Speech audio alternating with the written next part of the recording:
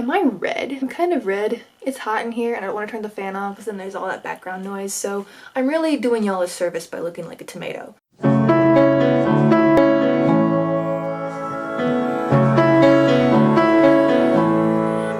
Hey guys, it's Hannah, and today I am doing something a little new. You might have seen this on a few channels, but not a lot of channels have done this, I think, so I don't know if you've heard, but there's this little show, and it's called The Great American Read. It's on PBS. I love PBS. I love reading. I checked it out. Basically, what they've done is they've had their 2-hour introduction special episode where they basically go over the 100 most popular books in America. And they decided these books were most popular by doing polls and just seeing what books American people said were their favorites. So they compiled a list of 100, and in that 2-hour special, they kind of went over every book. Not every book in detail. Some of them were more detailed than others, but they discussed and showed every book. And then from what I understand, I'm a little confused about how it continues on from here. In the fall is when they'll announce what the greatest book in America is. And I'm assuming they're gonna have more episodes that go further in detail with the books, but I'm not positive. See, I'm a little confused as to how that part plays out. But basically, we get to vote on the favorite book. And I know which one I'm voting for, and you'll know once you see this video play out. And you might already know if you've been watching along with The Great American Read and then you've been watching along with my channel, then you have probably guessed. But basically over the summer you get to vote for which book you want, and you can also read along with the books they have. And they actually have a book club. I haven't really done anything with the book club they have, but I'll leave a link down below in case you want to do something with the book club that they have. Basically, this really made me want to read some books that I've been meaning to read for a long time and just haven't. And some books that either I wasn't planning on reading but now I want to, or I hadn't really heard of and now I kind of wanted to read it. So I printed out their list of books, and today we are going to go over the books I have already read from this list, the books I've been meaning to read and now really want to read because they are on this list, and the books that I either knew about but wasn't really wanting to read or I hadn't really heard of and now want to read. You know, the maybe books. Is this a TBR? I mean, kind of. It kind of is a TBR, but don't expect me to stick to this. Don't expect me to read these books. I will attempt it. Probably not gonna happen. But let's get into it. So first are the books that I have already read that are in the top 100 books of America. 1984 by George Orwell, which I did like but didn't absolutely love. If I read a George Orwell book, I would have said Animal Farm. Kind of surprised 1984 is the one that made it on this list because I think Animal Farm is so much better, but I don't own a copy of 1984, but I own 2 copies of Animal Farm, so again, I don't know why it's not Animal Farm. Next we have Alice's Adventures in Wonderland by Lewis Carroll, which I love. Next we have Anne of Green Gables by Ellen Montgomery, which I do love this book and the second book, but have I finished the series yet? No, I haven't. I will continue on eventually. Next we have The Book Thief by Markus Zusak, which I adore and am really wanting to reread. I don't know if that'll ever happen because I'm not a huge rereader, but I really want to reread this. Also, just this cover. Next we have Charlotte's Web by E.B. White, which was one of my favorites when I was a kid. And The Chronicles of Narnia by C.S. Lewis, which was another favorite of mine as a kid and now. Chronicles of Narnia, man. It's a great series. And then Frankenstein by Mary Shelley, which is so good. So good. And just, can we admire this cover for a second? Because it's like a comic book, actual book on it. There's a bookmark in here. Oh, that's why I bought this. City Stacks in Denver. It's not gonna focus. There we go. That's why I bought this book. I didn't realize it was in here. But yeah, so it's an actual book. So it's not like a graphic novel of Frankenstein. It's just that the cover looks like a comic book. And I love it. The Giver by Lowry or Lowry. I'm not quite sure how her name is actually pronounced. I say Lowry. And mine's signed. And then there's The Great Gatsby by F. Scott Fitzgerald, which I did not like. So, yeah.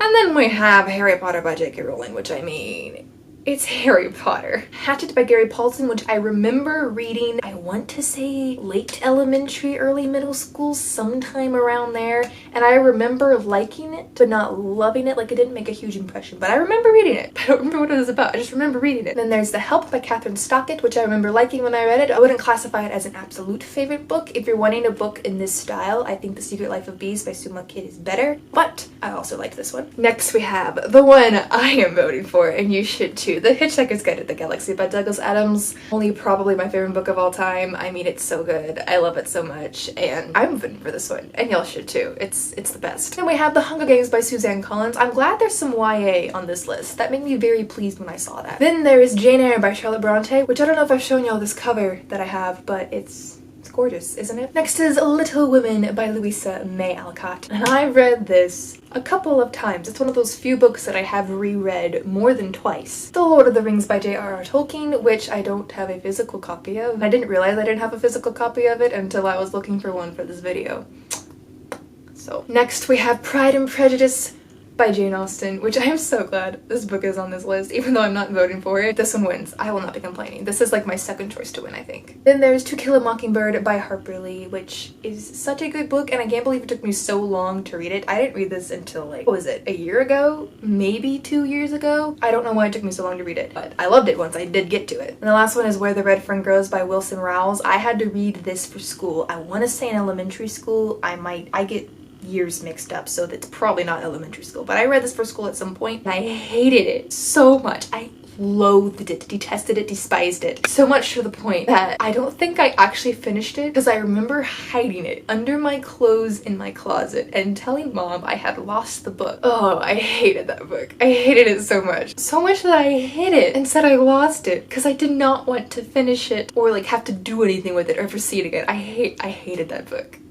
Oh man. So I have read 20 books out of the top 100. So what, that's 20%, right? Yeah. I've read 20% of the books. It's kind of sad. There's some of these that I like kind of read, and you'll see what I'm talking about when we get to this next part of the video, which is books that I've been meaning to read already and now are really meaning to read and really want to get to because they are on this list. So these are books that are already on my TBR and now they've just kind of been bumped up a little. And those are The Adventures of Tom Sawyer by Mark Twain. I have read an abridged version of Huckleberry Finn, but I haven't read the full Huckleberry Finn either. Don't ask why. I honestly don't know. We have this whole collection of abridged classics that my grandmother got us, and I've read all of those multiple times. There's some classics that I've never read the actual version of them. I've only read the abridged version, and Huckleberry Finn is one of them. And for some reason, I don't think I ever read the Tom Sawyer one, even though we own it. So I haven't read Tom Sawyer. I haven't really read any Mark Twain. I don't know why. If you feel like you should yell at me to read it, go ahead, and I'll try and get to it soon. And then There Were None by Agatha Christie. I am trying to get into more of an Agatha Christie mood.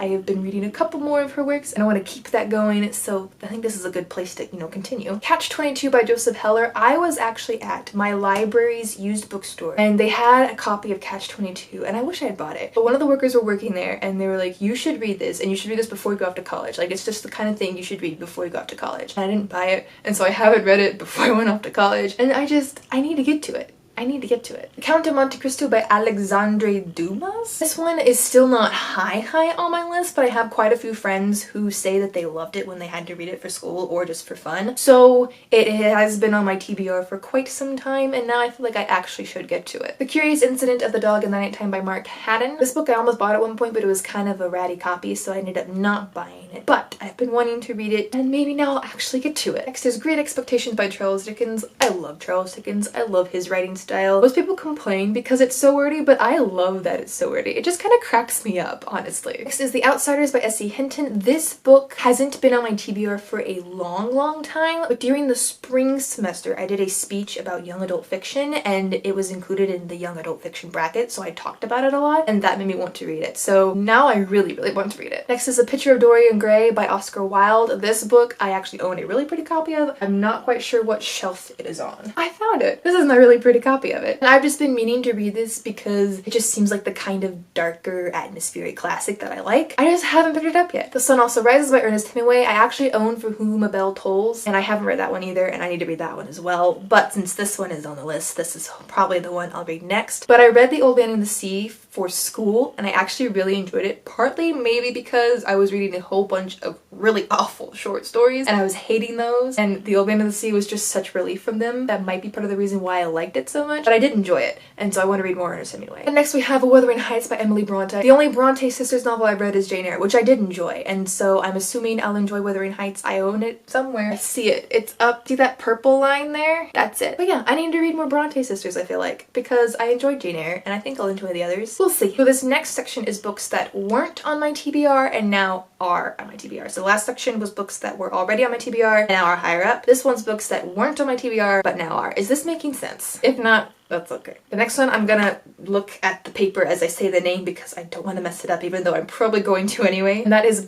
Me Ultima by Rodolfo Anaya. I cannot tell you the specifics about what this is about, but when they were talking about it in the 2-hour special, it just sounded so interesting. So now I want to read it. Next is The Call of the Wild by Jack London, which this is one that I read the abridged version, but I do not remember it at all. I remember reading it, but I don't remember what happens at all. And now I kind of want to read like the actual version. Gulliver's Travels by Jonathan Swift, which is another one I'm pretty sure I've read the abridged classic of, but I don't remember it, and now I feel like I ought to read the full version. Invisible Man by Ralph Ellison. This book, I don't really have anything to say about it except for now it's on my TBR. Another one that I don't really know quite what it's about, but it sounded intriguing when they talked about it. This is a theme. Alright, another name that I need the paper for. The Little Prince by Anton de Saint-Exupéry. This is one that I've seen everywhere and everyone's like, oh my gosh, it was my favorite book as a kid, or it's my favorite book now, and I just never had the impulse or desire to read it, and now I do. The last one is Moby Dick by Herman Melville. I've read short stories by Herman Melville, which I've enjoyed, nothing spectacular, and I read the abridged version, and I've never had the desire to read the full version, even though I'm pretty sure, again, I think I own a copy of the full version, which this is one that I honestly do not think I will ever get to, but it's on the list now. And this last section that is super short, and I'm going to do super fast because my battery is blinking at me. This one is books that weren't on my TBR and now kind of on my TBR, maybe not, I don't know, they're still in that maybe section. They're not officially on the TBR, they were maybe. And that is A Confederacy of Dunces by John Kennedy Toole? Don't know what it's about, but the cover looks hilarious. The Catcher in the Rye by J.D. Salinger. This has never been on my TBR, even though I see it everywhere, but now it kind of is, because I feel like it's one of those books that you need to read for the experience, but I don't know if I'll ever bother. The Grapes of Wrath by John Steinbeck. I read The Pearl by John Steinbeck for school, and I hated it. I loathed that book. Could not stand it. So I have had no desire to read another John Steinbeck book. But my mom keeps trying to get me to try either The Grapes of Wrath or that other famous book. So I might try it, but don't get your hopes up. And the last one is The Heart of Darkness by Joseph Conrad. This is one that I've seen around and I thought, maybe, but it's never been high up there, and it's still an maybe, but it's like, it's moved up a little bit. And in hindsight, Moby Dick should have been on this list, because I honestly don't think I'll ever actually read it, but now I kind of want to. Well, there you have it. That is my The Great American Read TBR, kind of basically just me telling you where I stand with the books on the list. And yes, there were some books I didn't mention because there are some books that I just will never have the desire to read, whether they are America's favorites or not. And there were a few that almost made it on this list, like Looking for Alaska by John Green should have been on one of these things, and I just realized that it's a maybe, guys. We'll just put it that way. Y'all know where I stand with John Green, and if you don't, I don't really care much for John Green. I love Turtles All the Way Down, but I normally don't care for his stuff because I can't stand his characters or his plots, but I like his writing style. That's where I stand with John Green. Don't know if I'll ever get to Looking for Alaska. But all that aside, that is it for this video. Well, let me know down below if you have been keeping up with The Great American Read and what you think about it. What books are you excited about for it? If you know what they're doing in the fall, have you figured that out? Because I haven't quite completely. I'm still a little confused. Also, comment down below, let me know which book you are voting for, if you are voting for one. And if you don't know which one to vote for, I know which one I'd recommend. Let me find it. It's in my stack of books. I recommend this one. It's really good, and even if you haven't read it, you should just vote for it. So that is it for this video. I hope you enjoyed it, and I'll see y'all again in another one soon.